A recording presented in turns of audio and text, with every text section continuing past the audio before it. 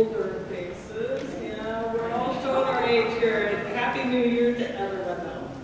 There are many announcements in the bulletin. Please read them at your leisure. And take a moment now, got that phone with you, bring it out and check in on Facebook. Let social media know that you're here celebrating worship at First United Methodist. The yellow sheets in your bulletin are our way of connecting with you. Please fill those out as little or as much as you'd like. Those do go in the offering plate when that time in our worship comes, but we'd love to be able to contact you in some way and say hi and get you more connected here at First. Also, the yellow sheets are a great way to let us know if you need any prayer requests or any pastoral visits.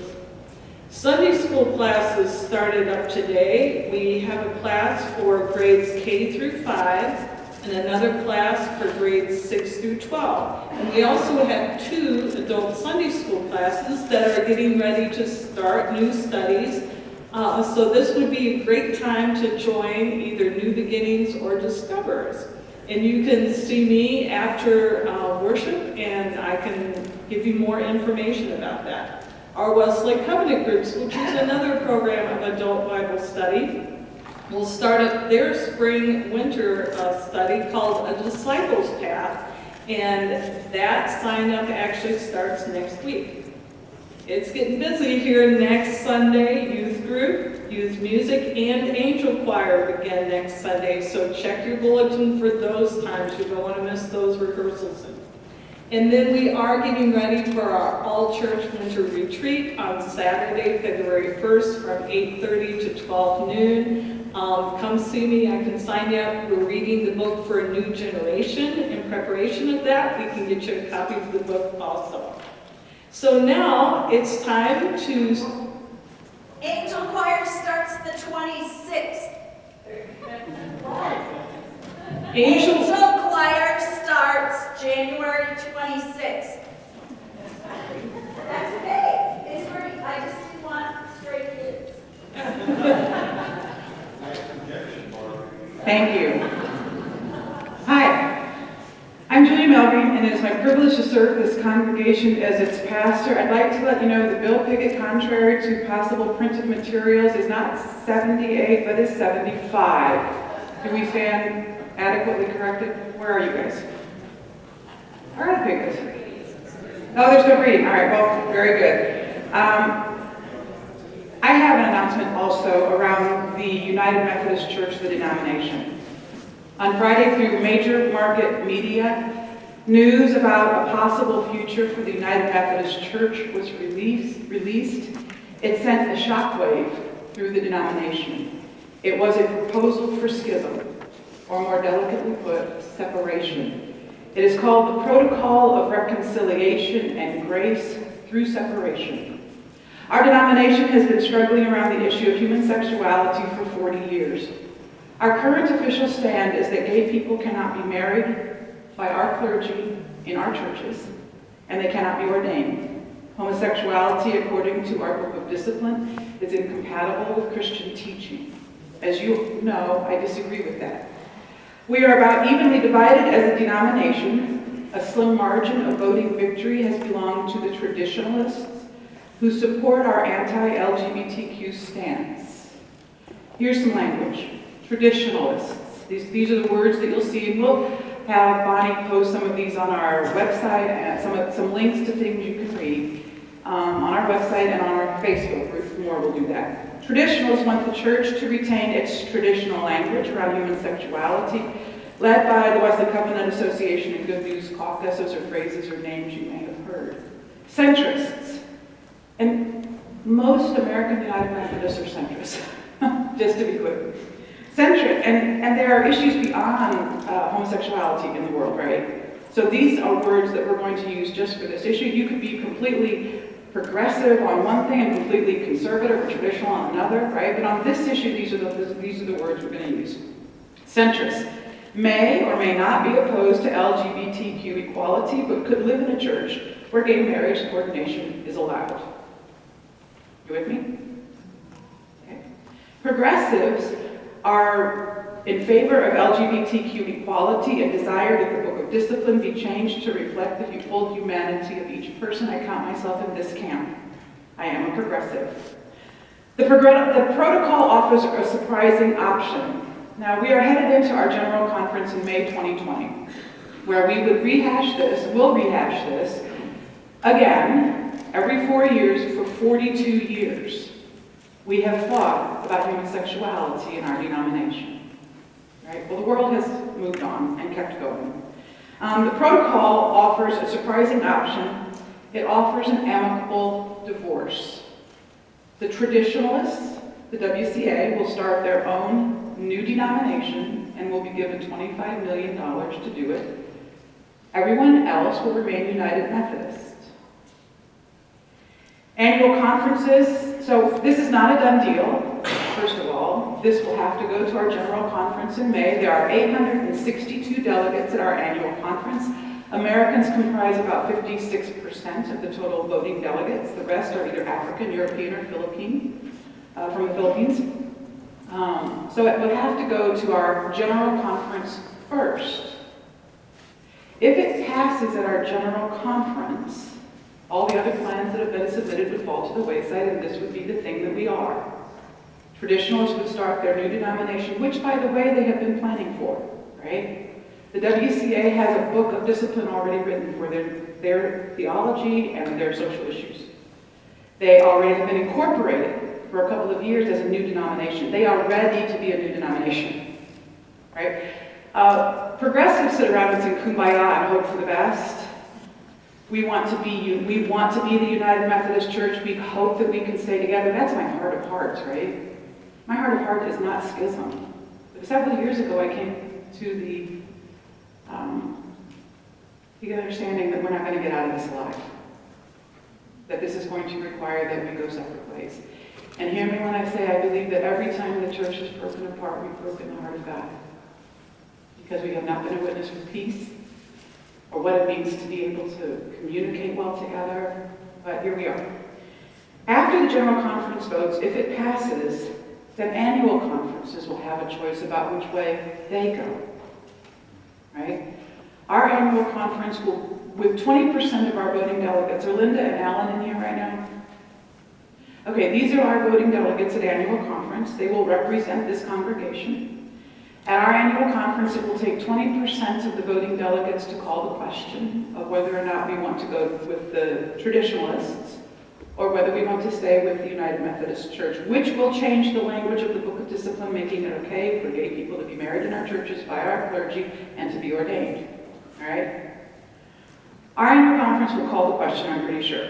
And keep in mind, I'm not a future teller, right? A fortune teller. I can't see the future. But I'm guessing that because we are a really mixed conference, it will call the question. 20% of the voting delegates can do that. Then 57% have to pass it for us to leave. Well, I'm not sure where we are as a conference. I don't know how that will turn out. I've heard for 60-40-ish, church by church, progressive to traditional. But as you know, Illinois is, from north to south, can be very different. So I don't know which way our annual conference would go. Then, if the annual conference goes a way that a church does not want to do, say we vote to go traditionalist, and we don't want to be that, we can take the vote as a church. Say we stay United Methodist, and we don't want that. We can take a vote as a church to decide which way we want to go. Is that pretty much clear so far, what's before us? Okay. Our bishop has reminded us that we are still under the current Book of Discipline and that this protocol has not changed anything. It has not been voted on by our governing body, the General Conference, the only group that can change our Book of Discipline or the way we're set up. It is a bold proposal with the heartbreaking consequence that our denomination, our beloved United Methodist Church, won't be united anymore.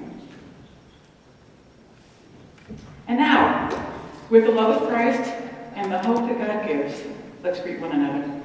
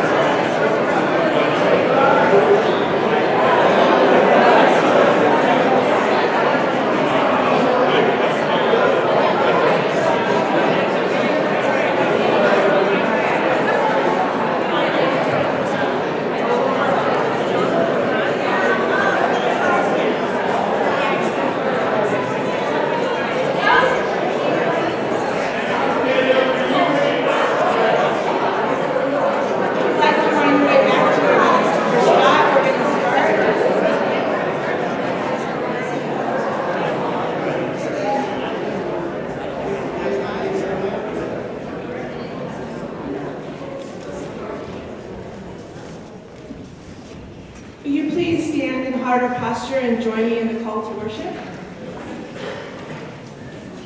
Arise, shine, for your light has come. We are called out of our darkness into light. Lift up your eyes and look around. Rejoice in the day of God. Come, let us worship the God of light and joy and peace. We come to kneel at the cradle of the babe, the light incarnate.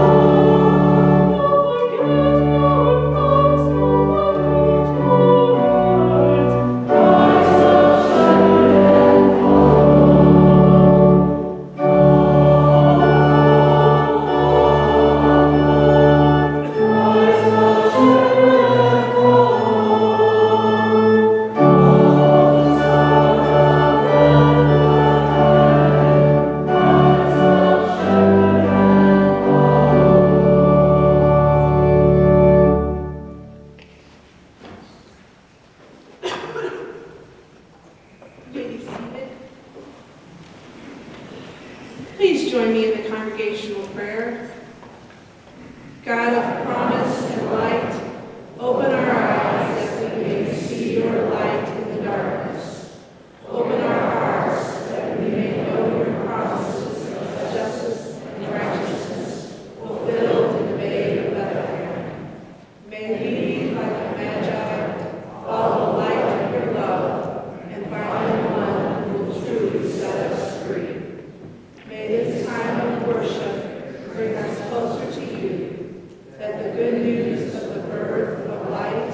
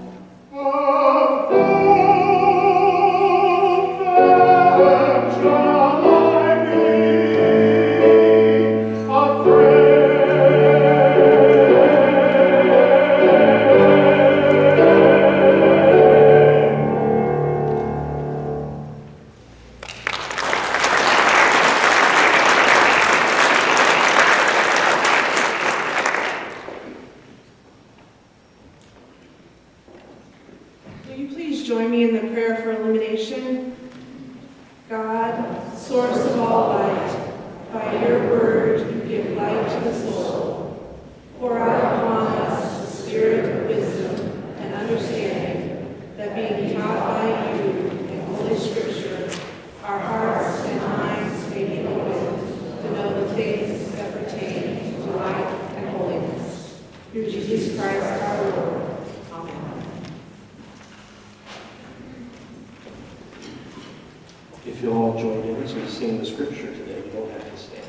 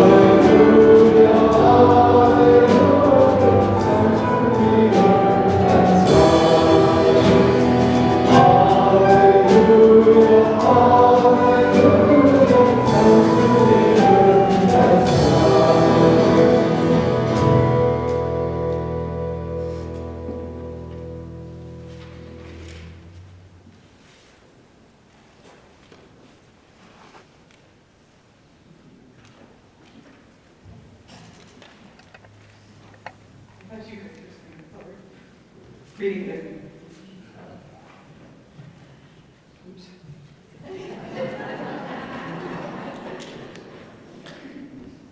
Our scripture reading for this morning comes from the book of Matthew, chapter 2, verses 1 through 12. In the time of King Herod, after Jesus was born in Bethlehem of Judea, wise men from the east came to Jerusalem asking, "Where is the child who has been born King of the Jews? For we observed his star at its rising, and we have come to pay him homage." When King Herod heard this, he was frightened, and all Jerusalem with him. And calling together all the chief priests and scribes of the people, he inquired of them where the Messiah was to be born. They told him, "In Bethlehem of Judea, for so it has been written by the prophet. And you, Bethlehem, in the land of Judah, are by no means least among the rulers of Judah, for from you shall come a ruler who is to shepherd my people Israel."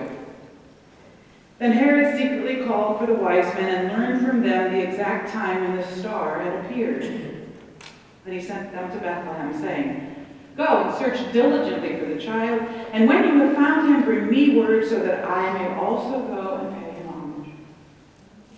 When they had heard the king, they set out, and there ahead of them went the star that they had seen at its rising until it stopped over the place where the child was.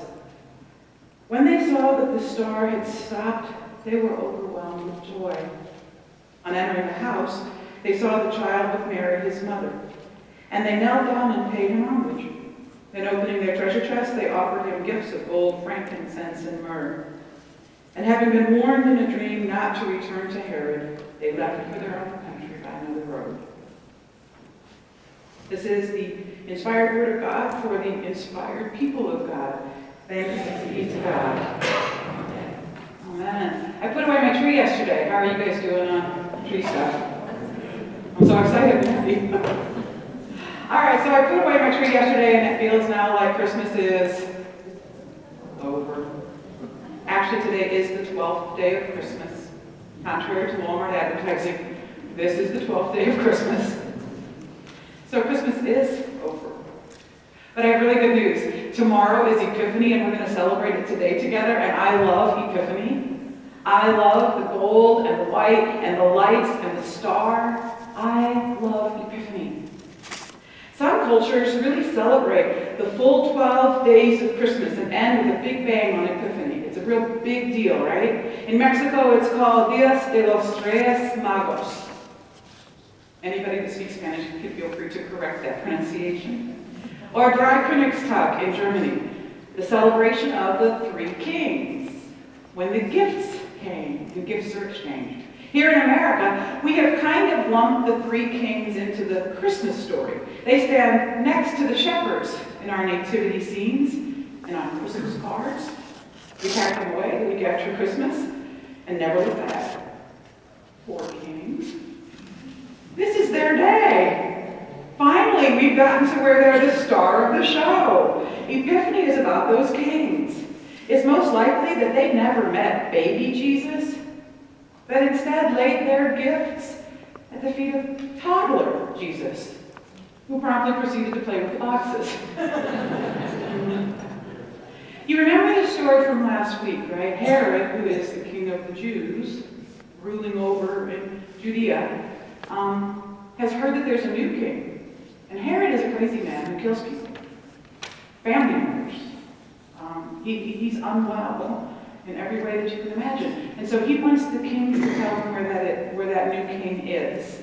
But the wise men in this part of the story, remember, he tells us that they don't go back. They go a different way home so that they don't have to tell Herod where the baby Jesus is or where the toddler Jesus is. In this story, not only are the kings giving gifts, but God has given a great gift, right? The three wise men, or kings, sometimes called magi, or astrologers, or sorcerers, we don't know exactly what they did. We're not quite sure. They were probably not ruling kings over a nation, right?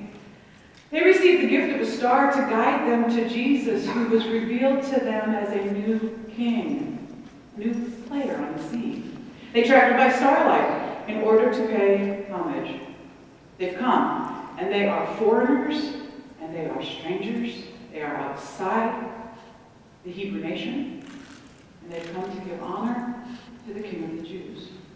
God gave the gift of a star, and the wise men, the kings, have brought gifts for Jesus, gold, frankincense, and myrrh, which they present to the new king as a sign of honor and respect. And that is the story of the wise men in a nutshell. The word epiphany means manifestation, sometimes translated as a showing forth, a revealing of who God is and what God's up to. God is manifested or revealed in Jesus as people from outside the Hebrew story are welcomed in. That's a big revelation, right? That's a pretty large manifestation. This is a story of hope. The relationship between God and the Hebrew people is revealed as a relationship between God and the whole world, which is really good news for us because we are not of the Hebrew nation. This is the door that opens to all people. In a sense, not only is Jesus manifested as the one God has promised, but God's purpose is revealed or manifested also.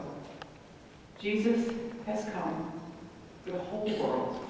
It's a kind of blowing open, enlarging the image of who God is and what God's doing. Light is the primary visual for this season.